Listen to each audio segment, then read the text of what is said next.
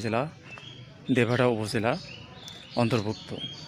So আপনারা যে যেখান থেকে দেখছেন আমার ভিডিওটি শেয়ার করবেন এবং লাইক কমেন্ট শেয়ার করবেন। সো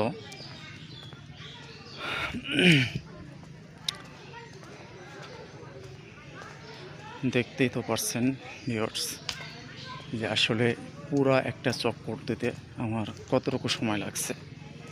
অলরেডি 1.5 মিনিট হয়ে গেছে, তারপরও দেখেন এই মাথা থেকে ও মাথা পর্যন্ত পুরো চক্কর দিয়ে কাজটা ভিডিও এখানে সম্পূর্ণ করতে পারলাম না।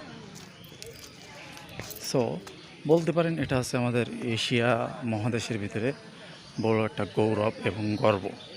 সো আপনাদের দাওয়াত থাকলেও আপনারা আসবেন আমাদের সাতক্ষীরা জেলা দেভাটা উপজেলার এই ঐতিহ্যপূর্ণ যে বট গাছ সেটা দেখার জন্য সবাইকে আমন্ত্রণ থাকলো।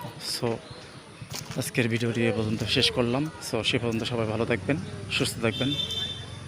আল্লাহ হাফেজ।